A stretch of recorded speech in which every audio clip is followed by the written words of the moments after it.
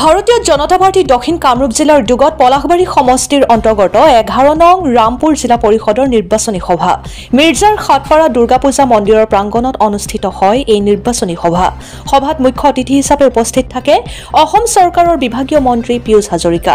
ইয়াৰ লগতে দক্ষিণ কামৰূপ জিলা সভাপতি অঞ্জন গোস্বামী, বিধায়ক হেমাংগ ঠাকুৰীয়া, প্ৰাক্তন বিধায়ক প্ৰণৱ কলিতা, ভাৰতীয় জনতা পাৰ্টিৰ কাৰ্যনিৰ্বাহক হিমাংশু শেখৰ বৈশ্য, জিলা প্ৰহৰী অনিৰ্বাণ গোস্বামী, কাৰ্যনিৰ্বাহক সদস্য তথা অসম যুৱ আয়োগৰ সদস্য ৰাতুল শৰ্মাকে আদি কৰি বহু ব্যক্তি উপস্থিত থাকে। মিৰ্জাৰ পৰা আবিদুৰ ৰহমানৰ ৰিপৰ্ট, অৰুণোদয় আসাম। কলেজ প্ৰধানমন্ত্ৰী ডাঙৰীয়াই আগষ্ট মাহত আহি আধাৰশিলা কৰিব। 60 বছৰত ব্ৰহ্মপুত্ৰত 3খনমান দলং আছিল, এতিয়া 10খনমান দলঙত আপোনালোকে হিচাপবিলাক জানেই। ৰাস্তা পথৰ অৱস্থা অত্যন্ত বেয়া আছিল। ইউনিভাৰ্চিটি আছিলে অসমত 60 বছৰত হয়তো 5খন, এতিয়া হয়তো 16-17খন। গতিকে এইবিলাক বহুত ডাঙৰ ডাঙৰ ডিফাৰেঞ্চ। সকলোতকৈ ডাঙৰ ডিফাৰেঞ্চ আপোনালোকৰ সন্মুখত ৰাইজে কৈছে শিক্ষা নিযুক্তি। 1.5 লাখ ল'ৰা ছোৱালীক চাকৰি দিলোঁ, কোনো মন্ত্ৰী এমেলেৰ ঘৰৰে চাকৰি পোৱা নাই। আগতে যিদিনা ACS ৰিজাল্ট ওলাই, APS ৰিজাল্ট মানে APS ৰিজাল্ট ওলাই, সেইদিনা গম পোৱা যায় অমুক মন্ত্ৰীৰ পুতেকে ACS পালে, অমুক MLAৰ পুতেকে APS পালে। এতিয়া ক'ৰবাত শুনিছে নেকি? এতিয়া শুনা নাই। এতিয়া শুনিছে ক'ত? গাঁৱৰ খেতিয়কৰ ল'ৰাই APS পাইছে, ACS পাইছে। বাগানৰ লেবাৰৰ ল'ৰা ছোৱালীয়ে ACS পাইছে, APS পাইছে। মানে কিয় হৈছে? নিকা নিযুক্তিৰ কাৰণে হৈছে। আগতে তেওঁলোক চোকালৰে তাক আগতেই পাব লাগিছিল, টকা দিব লাগিছিল।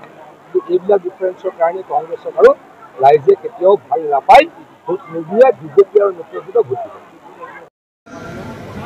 নগাঁৱৰ পৰা আগলৈকে আৰু বৰাক ভেলীত ইতিমধ্যে চলি আছে, আৰু নগাঁৱৰ পৰা আমাৰ এইফালৈকে অহা কি তাৰিখে হ'ব? 7 তাৰিখে হ'ব। এইকেইদিন মুখ্যমন্ত্ৰী ডাঙৰীয়াই সমগ্ৰ অসমত সভা সমিতি অনুষ্ঠিত কৰিছে। আমিও অসমৰ কিছু ঠাইত গৈ সভা সমিতি পাতিছো। দেখিছো যে আমাৰ সভাসমূহত মানুহেই মানুহ। তাৰ বিপৰীতে কংগ্ৰেছ দলে যদি ক'ৰবাত সভা কৰিছে 100-150, ক'ৰবাত 200 মানুহ। তেওঁলোকৰ ডাঙৰ ডাঙৰ নেতাকেইজনে যাওঁতে কোনো 200তকৈ মানুহ ওপৰত পোৱা নাই। আনকি সংখ্যালঘু অঞ্চলতো কংগ্ৰেছৰ সভালৈকে মানুহ নোযোৱা। কাৰণ কংগ্ৰেছে এনেকৈ অপশাসন কৰিছিল, কংগ্ৰেছে এনেকৈ বেয়া কাম কৰিছিল, মানুহে আৰু কংগ্ৰেছক কেতিয়াও অসমলৈ চৰকাৰলৈকে আনিব নোখোজে। আমি সকলোৱে জানো আমাৰ শাসন ব্যৱস্থাটো হৈছে 3 তৰপীয়া।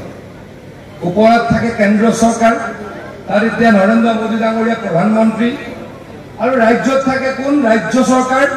ইয়াতে মুখ্যমন্ত্ৰী কোন? ডক্টৰ হিমন্ত বিশ্ব শৰ্মা। তাৰ পাছত থাকে আমাৰ পঞ্চায়ত আৰু নগৰ সমিতি। গতিকে এই 3টা জেগাত যদি আমি ভাল মানুহ নিজিকাওঁ, ভাল পাৰ্টি নিজিকাওঁ, তেতিয়া আমাৰ গণ্ডগোল হয়। গণ্ডগোল হ'ব নহ'ব কওক?